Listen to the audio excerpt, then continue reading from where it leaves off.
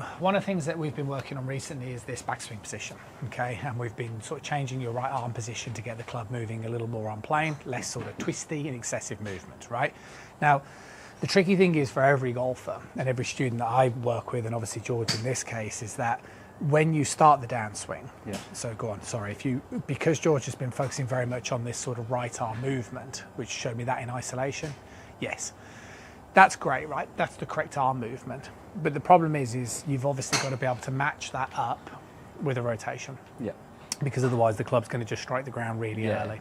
So I want you to just show me, because we're trying to work on that sort of separational movement as well. So I'd like to show me a transition where you feel like you move the pelvis down into your left leg. Good. And again, you can be more aggressive with that, more down and left. Yes. Good. As you sort of straighten that club out, yes. Good. And again, I think you can be slightly more rotational led with that. So swing up. Much better. Yeah. Because if you wouldn't mind, sorry, just if you show us from the side as if you were swinging towards the wall, and you can have a ball there if you need it.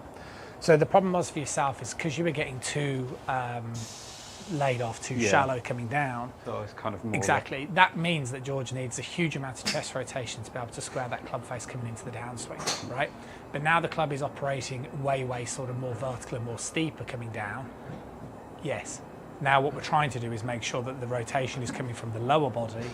The chest can obviously rotate as a byproduct to this, but this is what brings the club much more down on plane. And this is, I suppose, what I would say is more the sort of methodology of what I would say, right? Yeah. Because you've obviously been playing golf, and I suppose, you know, as I've played golf over time, I think it's just that heavy rotational move, excessive external move, it just becomes quite difficult to manage. Yeah, and I think over time when I've certainly tried to kind of feel like I'm rotating more, it feels like you kind of have to manage it more, and it gets harder and harder to kind of match things up.